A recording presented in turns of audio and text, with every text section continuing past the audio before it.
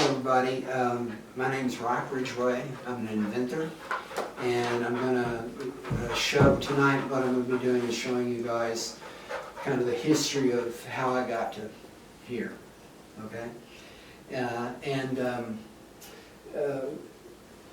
The seed system is synergistic, ecological, elemental design, and transdimensional design. So go ahead and change the thing. Okay. My work is completely so much to Buckminster Fuller. Buckminster Fuller developed synergistic geometry. Hey! Hey, Golden. Good to see you, Rocky. Yeah. So we're just starting. Yeah. Yes, you're welcome to take a seat. But anyway, when I was 19 years old, I read this challenge that Buckminster Fuller had given to the world to make the world work for 100% of humanity in the shortest possible time through spontaneous cooperation without ecological offense or to the disadvantage of anyone. And my first reaction to it was, you gotta be out of your mind. There's no way. But then I started but I like puzzles, and I started thinking about it, and anyway, my life work followed from that challenge, okay? And the biggest one was spontaneous cooperation. I mean, it's like, how are we going to get that from people, you know? And what I came to for that was we have to make it about the self. We have to take all the world's problems and what's the word? We need to see the world's problems in terms of the individual human being. And because if we can create ecological self-sufficiency for the individual, we did it. And it's just one person, you know, instead of like, because right now what's going on is, we can't fix it. It's really messed up. So, okay.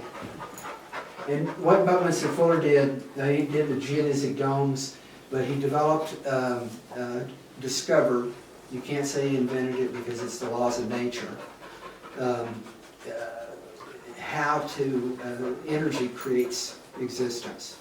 And what I have learned to do is to take those patterns and apply it to clothing and housing and transportation, okay, instead of the box, which is our current paradigm, is all based on rectangles and squares, but nature's doing a whole different thing. So, okay.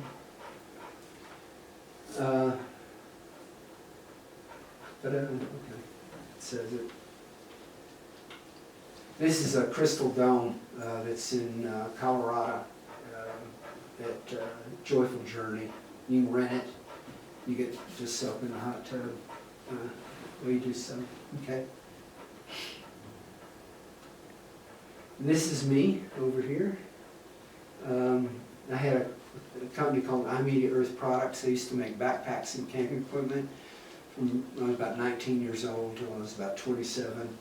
And this is an old farmhouse. My great-grandparents had built it, and it was a commune for about 8 years. I bought it from my grandmother.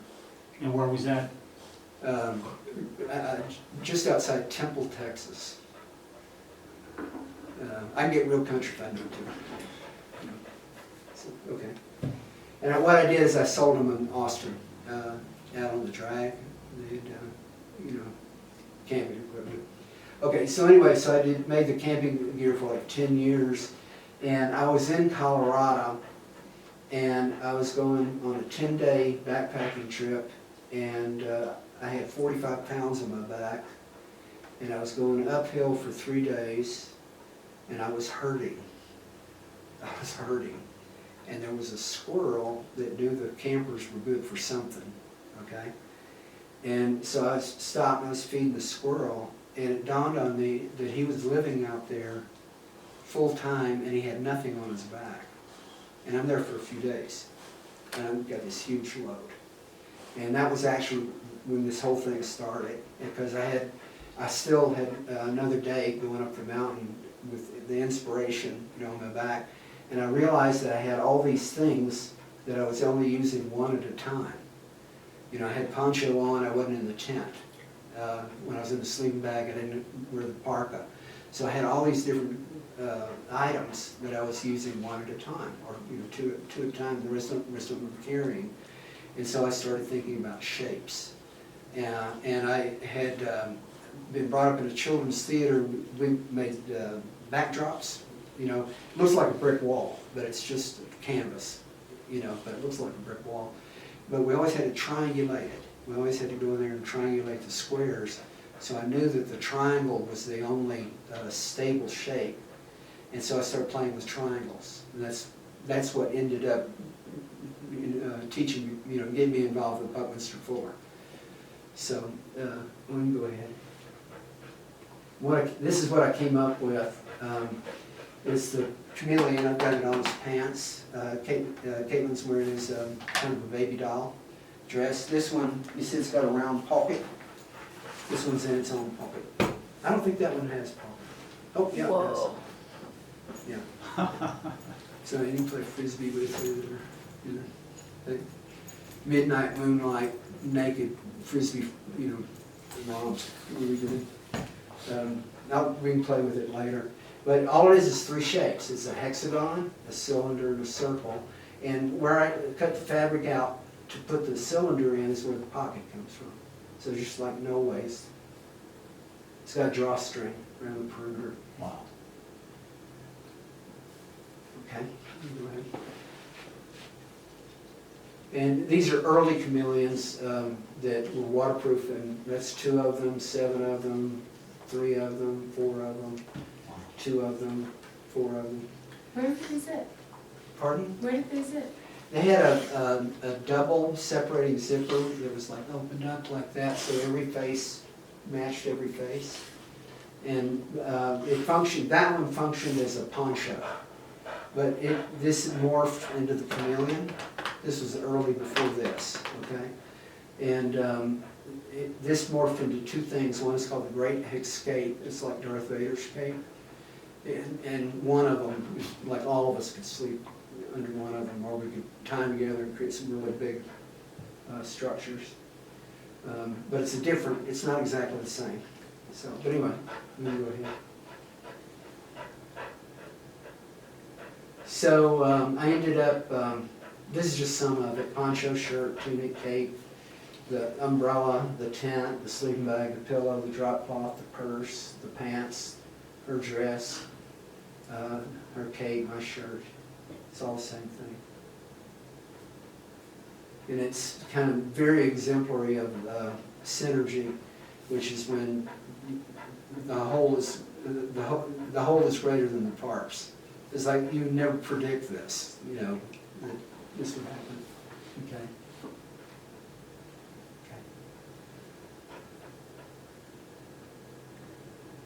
And I got invited, and I think Bucky Fuller pulled this off, because I don't know why they would have invited me to it.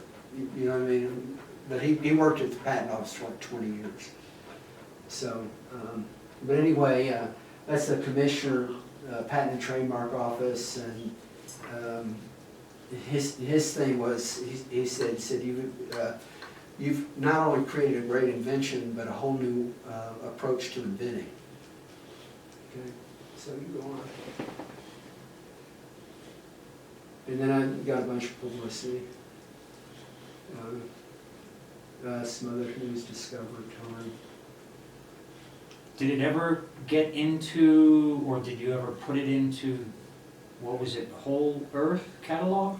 Which was... They had it was a short little blurb, and I sold patterns. That was when I was selling patterns. They were easier to, it's really kind of a little love affair every time you buy a Cameleon, because they got to be fitted, and you really got to learn. And if you don't learn in the right order, it's like, it'll boggle you. And so I played at the Renaissance Series. I played dress up all day, dress people up. So yeah, it looks very Sinbad-ish. Yeah. Okay. And you can see why the ring fair. Oh, it's all, and everything in the picture is the same thing. Just rearranged. Okay. And this is me with my weekender, the dresses, the shirts, it's all the same thing. I really like this, it's very Arthurian, in a peasant kind of way. Okay. And this is the backless sundress. And then the lady, Rocio, this is actually a selfie. She did put the whole thing together, just more. Okay, and I think that's all on Cameleon. But wait, there's more. The Cameleon is one component of the seed system. And imagine by the way, see the little crystal cluster, just remember that. We're going to get to that in a minute. Imagine that you had like a dozen different devices, and each one of the devices were super multifunctional individually, independently, but then all of them integrate with all of them. And all the designs were derived from Buckminster Fuller's synergistic geometry, imitating carbon. But you have staff, and you have this parabolic kind of a coolie hat, and you got these rods that work like arrows. The staff turns the Cameleon into an umbrella and a tent. But you had all these devices, and they all work together so that you've got like a Fremen, from Doom. You could like go out into the wilderness, and you've got everything. You got electricity, you got music, you got air conditioning, and you're not loaded. You're just lump flowing shape, So okay. And I'm only going to touch on this. The seed system, synergistic ecological element designs, they're gauged for the individual, they're multifunctional, they're universally integrated, they emulate nature. The way we make them is to be as benign to the environment as possible. All green energy powered, and the combined synergy of all of them, and it goes into housing. I'm just showing you a garment right now, but you can apply to housing, everything. It's like we remake everything. Okay. So this is a triangle. It's just a triangle. Okay, and it can become a doorway for the tents made out of capes, but then it'll fold up into a kind of suitcase. But you can make a little waterproof handbag, and if you tie a string to one of the three corners and run it over the tree, you can use this thing like a bucket. You can fill it full of water, and you pull the string, and what it does is it pulls one side up, and it makes a shower, so you can, but it's also your underwear. Okay? So, all right. This is a screen. The screen door for the tent turns into a food dryer and a shoulder bath. Okay. Okay. The parka is a Cameleon, but it's like a sleeping bag, insulated. And can you see the parallelogram in the background? Mm-hmm. Okay. It's what it is it's half the size of the Cameleon. Full size of the Cameleon, half size of the Cameleon, half size of the Cameleon. And one of them, down insulated, one of them makes a little tetrahedron. And you cram everything in it. And then two of them make a pillow. And then two of them make a vest. And two of them make pants. And one of them makes a hood. And the vest and the pants, where the zippers align, they hook up together, it makes them kind of an elf-looking jumpsuit. Okay. And so you got a pillow, and it turns into a money bag, and then you can put several together. You got a friend. Okay. Okay, this is the Cameleon bubble, and that's this. Okay, it's a honeycomb. And it's a Cameleon on top and a Cameleon on the bottom. And then the distance from side to side is equal to the distance from side to side on the honeycomb. And you can rotate it, and it folds up into one chameleon. And then it does everything a chameleon does. Okay? All right, yeah, go ahead. I only made one of these, and you can hold it up into the air, it inflates into a 2-meter bubble. And you can hold the 2 tubes on each side, and then, okay. And it rotates like a squirrel cage. And you can, I got 3 steps walking on water before my foot tore through. So it has to be something stronger than what I had. But this is a fly's eye, and you'll see it's all hexagonal bubbles.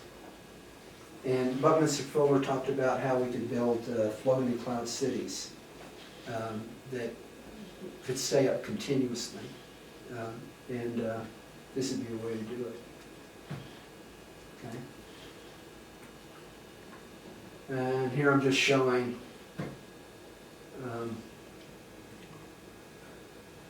how the patterns are similar. Biomimicry. Okay.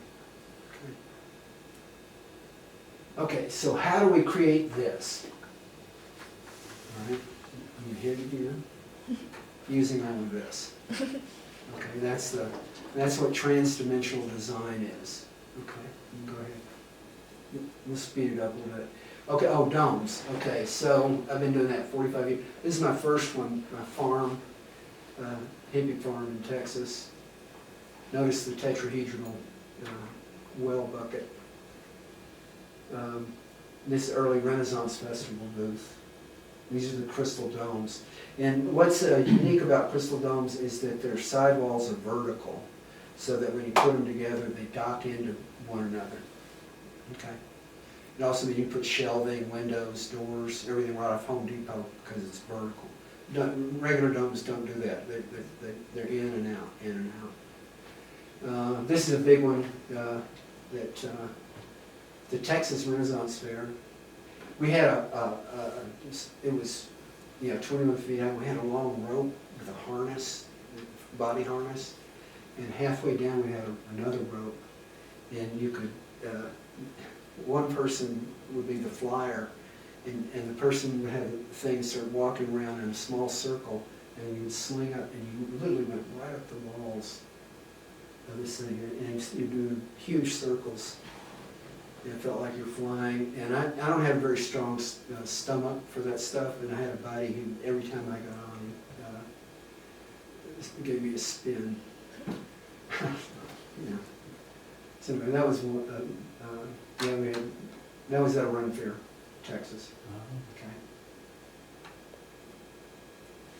Okay. Renaissance booth, I made dozens of them for vendors. And that's where I kind of perfected it. While I was making it for the other sales booths. Okay. This was a first crystal cluster, 1984. That's the big one I was showing you. And they all, even though they're different sizes, they still, because of the vertical, they still will dock. Okay. And then this is the first kind of hardened one. And you can see the lattice work behind us. I figured out a way to take 2x4s and create crystal lattice. And that, this is, it's okay, go ahead. This is at Muji's ashram in Portugal. I made 5 domes for him. And it was sweet being there. And this is, they call this one the Buddha Dome. And they musical instruments and zafu pillows, in part. Okay. And this is Muji's again, and every board's identical. Every board's the same. So it was really easy to cut it out. We had 2 cut-off saws. Done. Like that. Okay. This is in Crestone. Doesn't look like that now. They've fixed it up some. I slept up in the loft. Okay. And this is Buckminster Fuller's Casa Mañana in Fort Worth. And the thing about domes is they enclose the greatest volume with the least amount of surface area. So they ought to be the best, you know, they ought to be the best bang for the buck. But there's a problem in that all the raw materials come in squares and the domes are all triangles. And so you end up throwing away more, you know, more than you save. And so I addressed that. That was the thing that I did. And so I said, well, I'm gonna see if I can fix that. Okay. So using readily available, you know, Home Depot, Lowe's, this is what we got to work with. And so I decided that what I was going to do is I was say, how can I make, with the least possible waste, least cuts, how can I create a house that's a dome out of a bunch of ready-made boxes? And so, okay. So how do we go, the transmissional design is how do we go from the box house to the crystal house? You know, how do we, okay. And this is what I came up with. It's looking down on it, it's 16 feet by 18 and a half feet. Okay, you go on. And this is the cutting. See the yellow? That's the total waste. You just pop a line corner to corner, and it's a bevel cut, just slightly. And up 6 1/8, down 6 1/8, pop line, 3 pieces, 2 pieces. Every time you make a cut, you're actually cutting out 2 pieces for the structure. And we're planning by next spring to have jig tables so that we can just like drop it into a slot. Big ruler comes down, you know, in the slot, takes the saw, the skill saw, and just be able to cut the thing out like an hour. Okay. Okay, this more. This is Joyful Journey. This is the Hardy one. There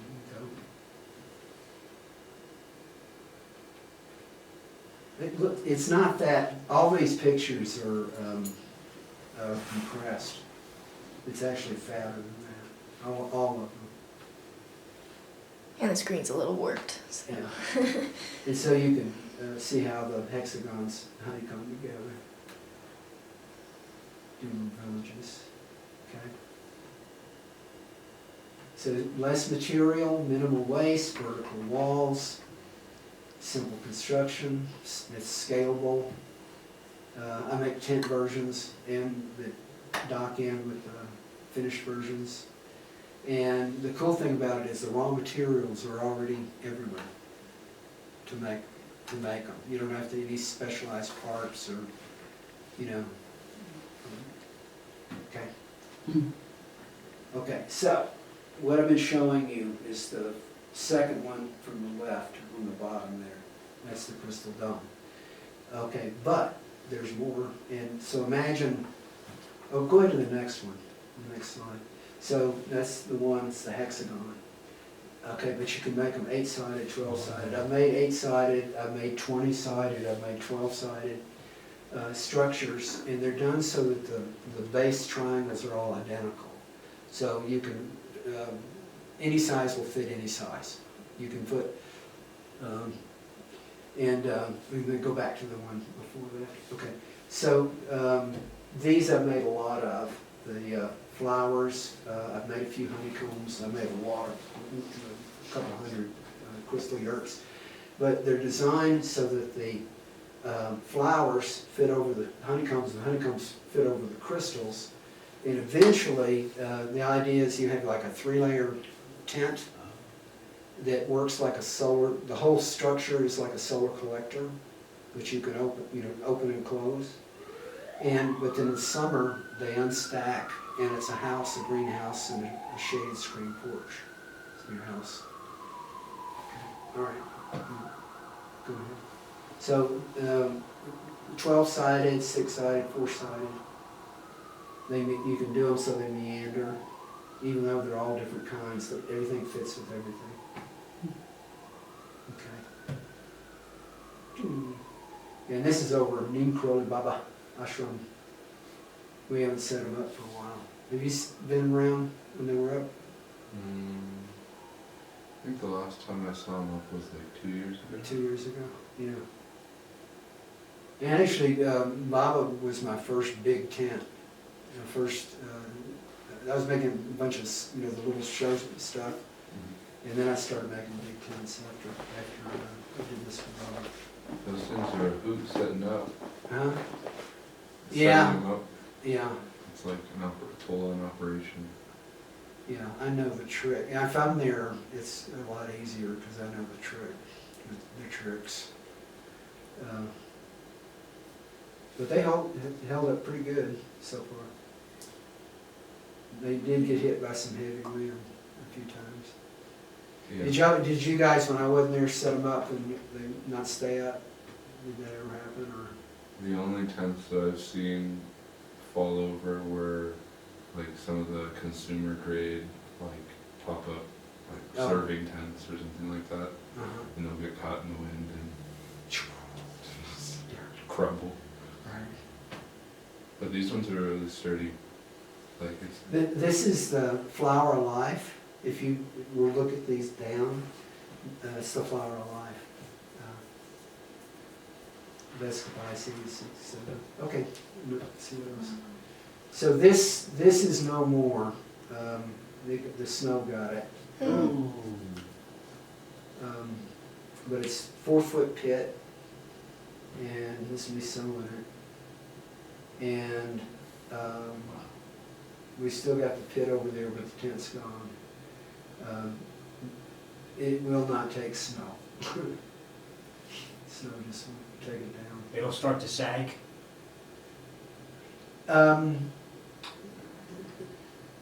If it were a framed tent, where it had like a real structure, it'd be okay. It would take the, that's what I did for K-Tau Pavilion, it was all arch trusses and it's taking tons of snow. But this, it's all being held by that one point. The center post. did the straps crumble or snap, or did the posts Snap. buckle? The straps, and specifically the ones that, they're taking tons and tons Uh-huh. of snow. Was that I- this year? Huh? Was that this past winter, or was that this winter, or what winter? This last winter. Mm. And I had to go to Texas, and so I wasn't there to, it wouldn't have happened if I'd been here.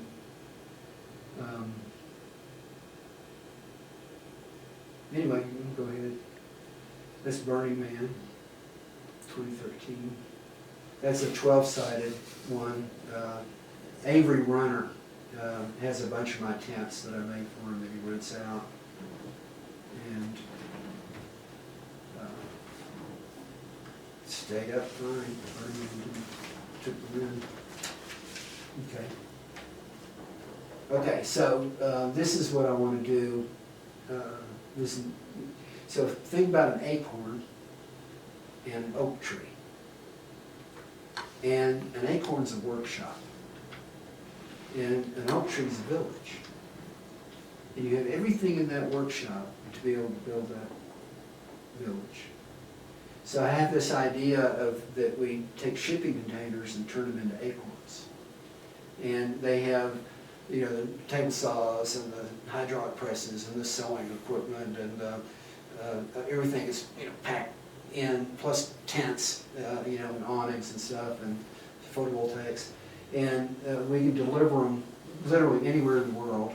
And you can open that thing up and like a disaster area, like a big displacement because of climate change or something, we just bring these in and we set all the machinery up, we just start building the new village on the spot. If I can see the first one of those while I'm still alive, I'll be happy. That's sort of what Shackleton had set up for on the Endeavour. Oh, to be able to do, to do it all. to deal with anything that came up, and they could create or recreate whatever they needed. Right, And he had the skilled people there yep, to do it too. yeah. And it was a mobile village that could be set up anywhere. If we, like if we're gonna go anywhere in space, it has to be totally self-replicating.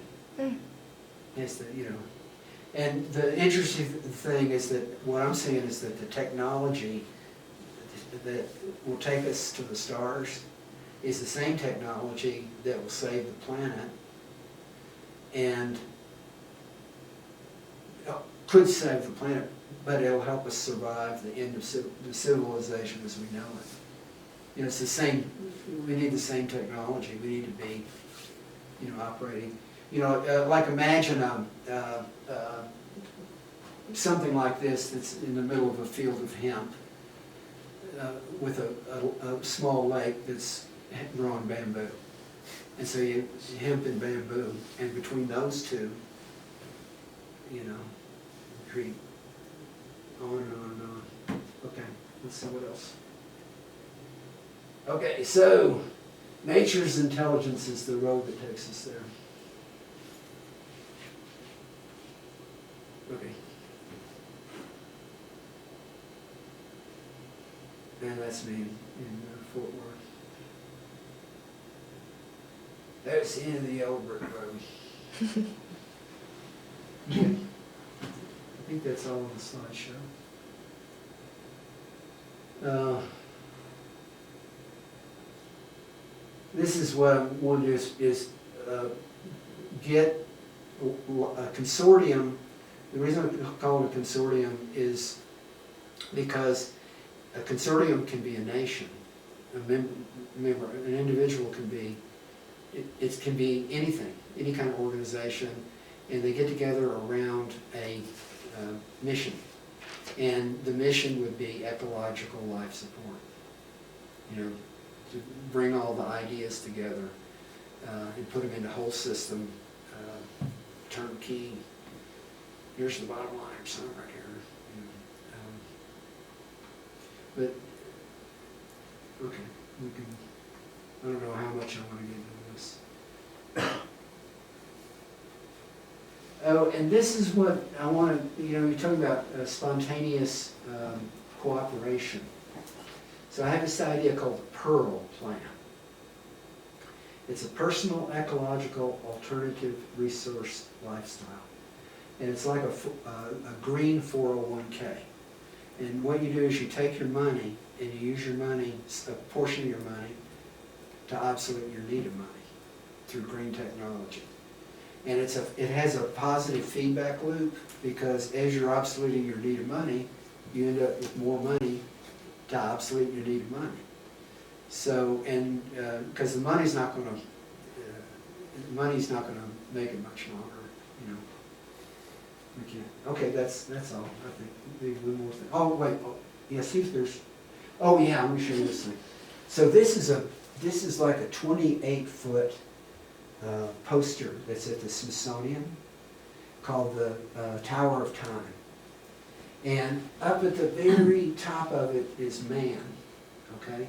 As if, we're the great, And down at the bottom is, you see that little dome? This is where single-celled organisms got together to create multicellular organisms, and this is the evolutionary story of evolution to finally to get to us. And the interesting thing is that if drawn to scale, time scale, the single cells would get 4 more time codes. That's how long they were in charge. And if we were put in scale, it would be like a ½ inch on how long we've been here. And what I'm saying is that humanity is going to go through a shift in our understanding of how the universe is creating itself, that's going to allow us to start creating housing that's like organisms, but on another cosmic magnitude. And so this is us in 50 years or 100 years, coming up with single-celled hot air balloons, and we're hooking all together to create Bucky Fuller's, he called it Cloud 9, but to create the floating cloud cities. And you can go on, on beyond that. So, is there any more? But yeah, there it is.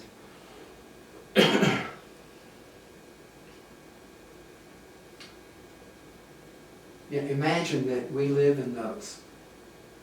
And it's like there's this expansion of life, creates life, but like on another cosmic magnitude. It keeps, like Russian dolls. I think of dandelion seeds. Dandelion seeds, exactly. Yeah. No, anyway, okay, That's it. I think that's it, yeah. That's great. Thank you.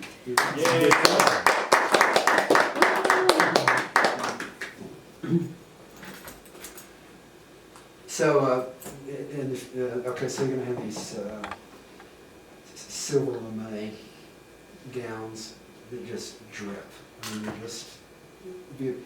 And you have a staff that on a hot day, those silver lames are photovoltaics, and they run an air conditioning system. So what you do is you take one of your garments and you turn it into this big solar umbrella, and it's through the middle tube, it's blowing.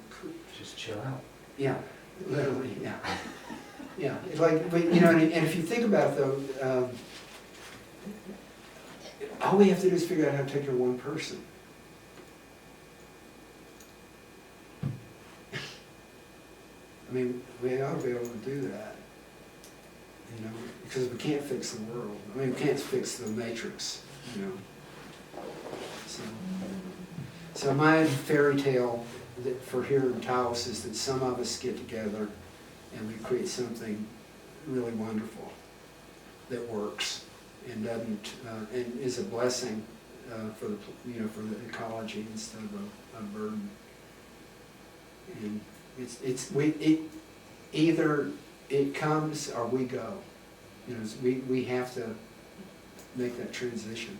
We got to get back to the garden.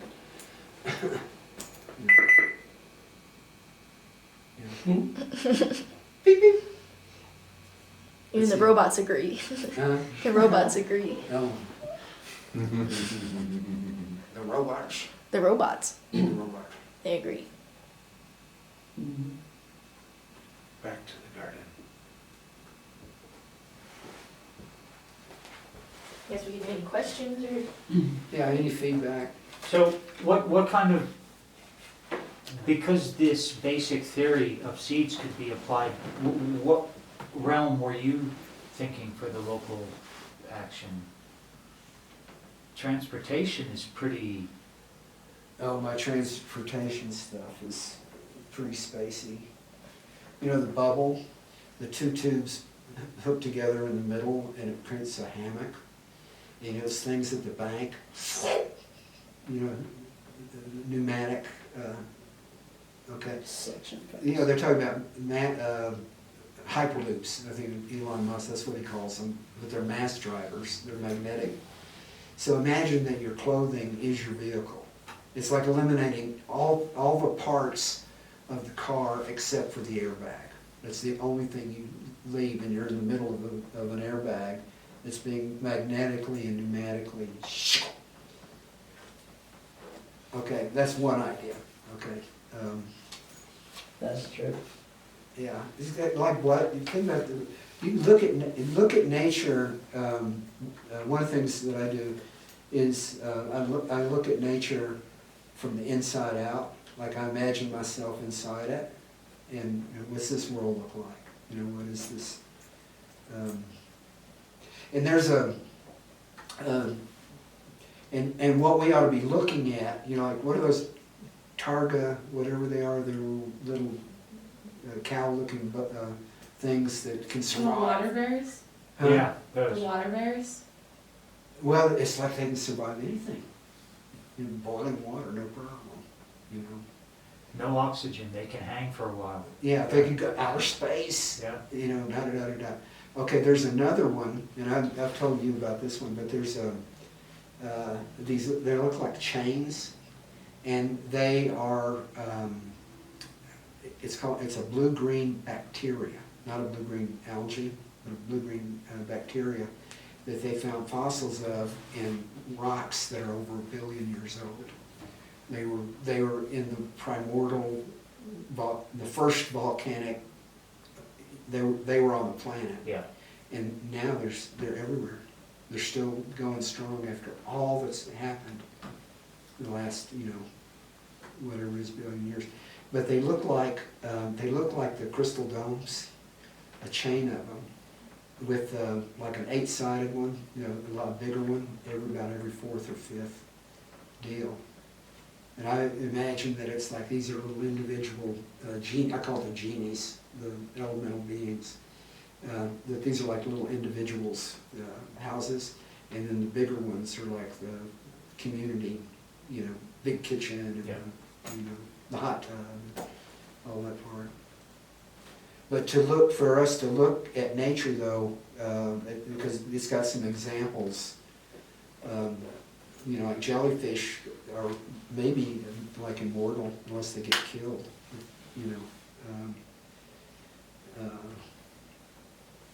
But look at nature, it self-replicates, it locally sources, and it self-replicates within itself. And like the Endeavor, that's like Star Trek? Is that Star Trek? Or That was Shackleton's boat, the ship was the name Endeavor. Oh, Endeavor.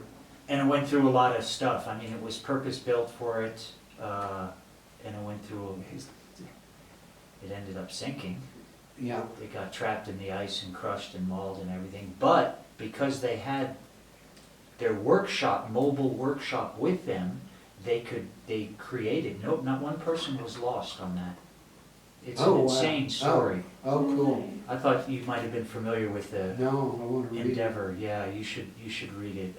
Yeah. There's lots of books.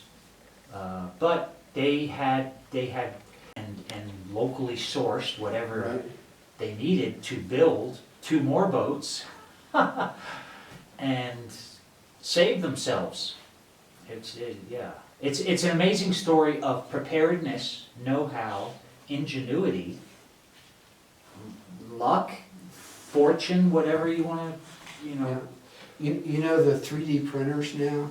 They have 3D printers that print all their own parts. Makes sense. So they self-replicate. And we could do that, And interesting about doing more with less and more with less, like photography, for example, they used to have these, you had to lug around this big, huge camera and glass and all this stuff, and it's a big deal to take just one picture. And then they got it to the consumer with the Brownie, the Kodak Brownie. Y'all know about that? No, it's just a little box, and it had an eye thing and a click. The camera, and it came preloaded with 200 pictures. And you took 200 pictures, and then you sent the whole thing, camera and all, you sent it all the way back to Rochester, New York, to the factory, and they opened it up, they printed all the stuff, they reloaded the camera, and sent it all back, okay? And then they started getting, more and more of those, and the next thing you know, they're at Walgreens with the machine that's doing it, and now we don't even need paper. It keeps getting more self-contained, You just need a phone, But But the phone is connected to a very big system. yes. Oh, okay. There's like multiple Yeah. systems. So if the satellites, and I'm just sort of making Yeah. this up, but imagining that for me to do that, click, look at it, and then 4 buttons or 5 that I push, and my friend in Tokyo, Right? 8 seconds later has it. I think that's literally, it is a global system. It's not just him sitting in his house picking up Right. one little tool and going, oh, nice. It requires Uh-huh. an incredible Uh-huh. amount of integration, not just of technology, but of hardware. That makes me Yes. think of our bodies. In that, it's a whole system. You take out any one system in it, it's, the whole thing crashes. You know, and it's you know, like it's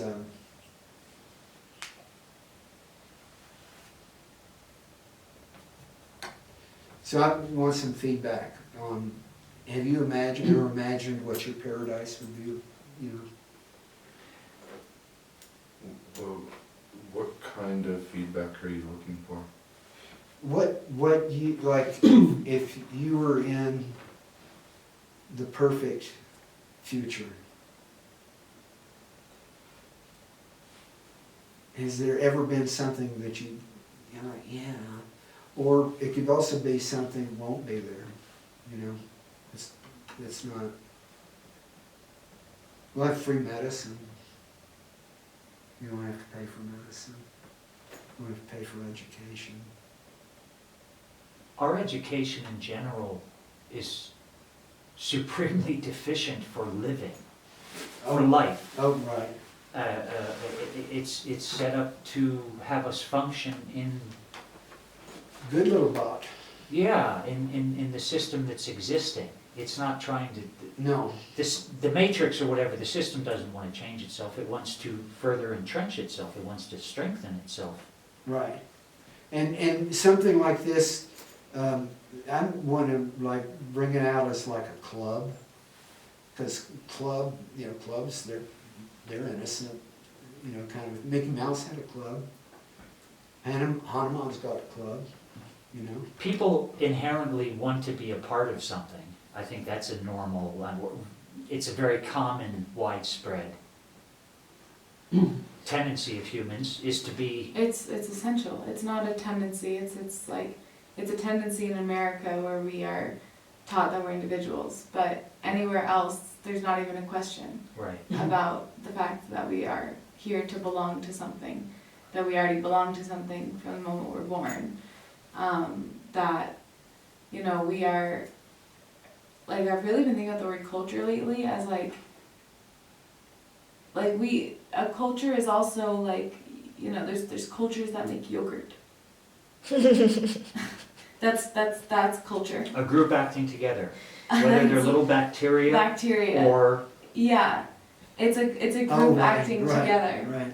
You know, to transform something. And whether that culture is thousands of years old, like a single cell organism, being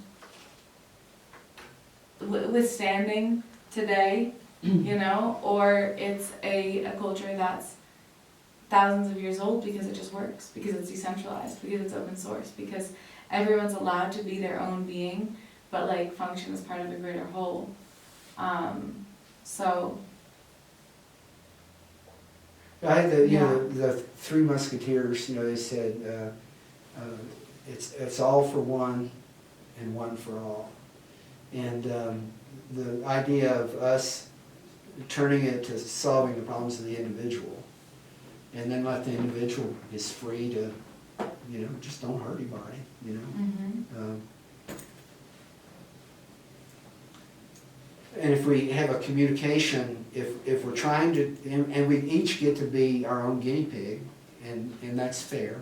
I get to be my own guinea pig, do what I want to do with me, you know. And if we are able to communicate as we learn the tricks, you know, we communicate so that any individual that is able to stretch it, that's, you know, because we're communicating, we all get to go, you know. And so that's where the spontaneous cooperation comes in, is I'm doing it for me, but I'm doing it for I'm doing it for everybody, you know. And then we're, if we're individually self-sustained, like the trees and stuff don't, they're all governing, you know, they're all, well, now we know they're communicating like crazy through the roots and stuff, through the mycelium, Mm-hmm. so. Anyway, it's like, you know, for Molly, this, this is something I want to see in my future. Like Molly, I give her as much freedom as safety allows. You know, but that's, you know, and I want that for everybody, you know. Let's watch out for one another, but hey, let's let our creativity, we're not having to worry about the food and the medicine and where am I going to sleep tonight and, you know.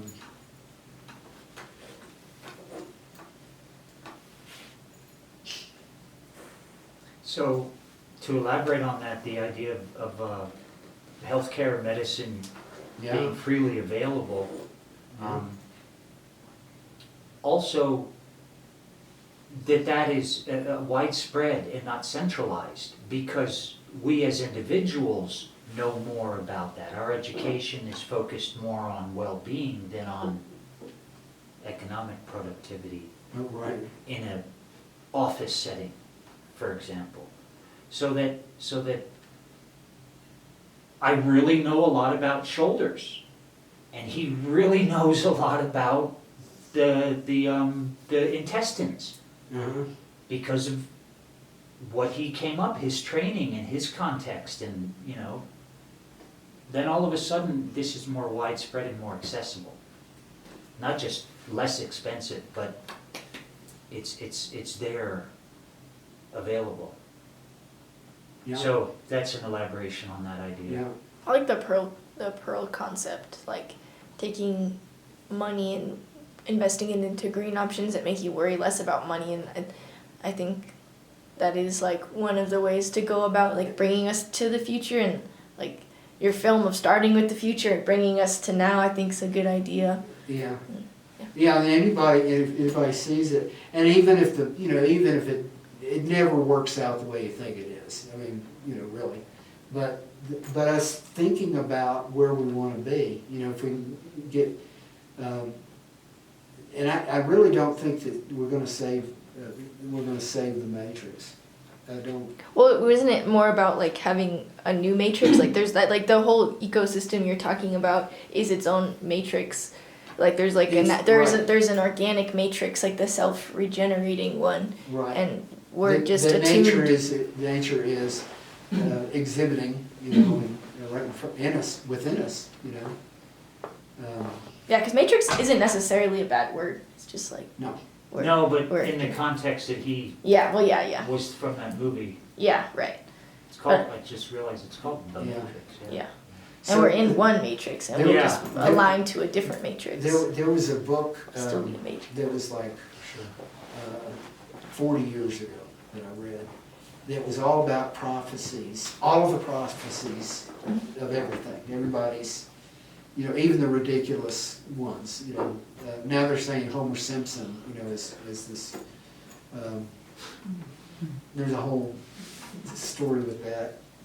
So anyway, but it said that about now, little villages would start popping up all over the place. And it was such a good deal that none of the governments could compete with it. Oh, right. Mm-hmm.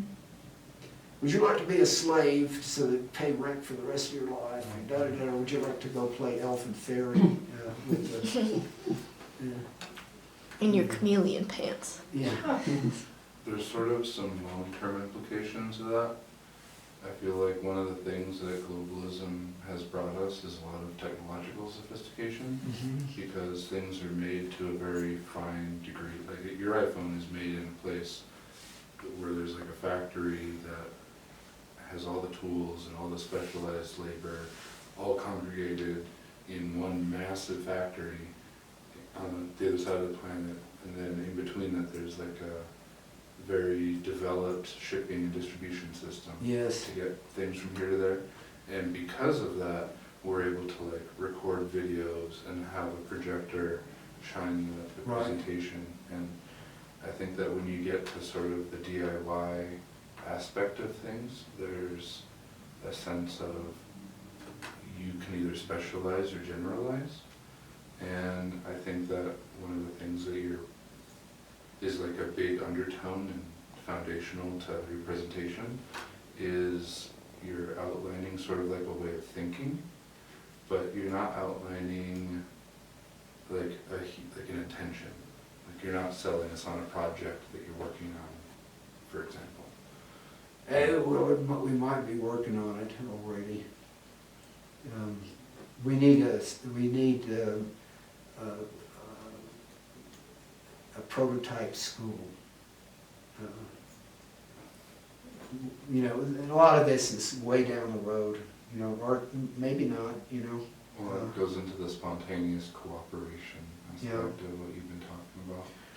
That's a really good point. I think that having like a school would really Yeah. ground a lot of your ideas and give you, I mean, you've got a lot of demonstrations that you've already made of your concepts, and you've worked through a lot of these ideas that you're confident in now. And I feel like one of the things that, like it feels like a blueprint more than a building. And like, it seems like you need your place to like realize the dream, or like Ground it down, boy. Make it real. Yeah, I've been making tents. You know, they're literally gone with the wind, you know, sometimes. And they're kind of scattered, you know, they're all, because I was, you know, doing the Ren fairs, I was traveling all the time. But it is time to ground it down, and that's what I'm trying to do. That's where I'm at right now. It seems like it's very compatible with like the village mentality. Like it seems like the idea is a way of operating in efficiency for people who are interested in doing with as much as they can with as little as possible.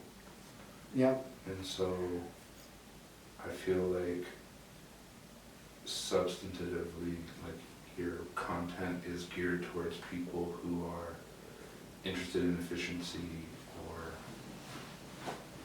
who like need the resources too, perhaps. Well, I'm seeing, I keep seeing, because of the climate change, a lot of people are going to be displaced.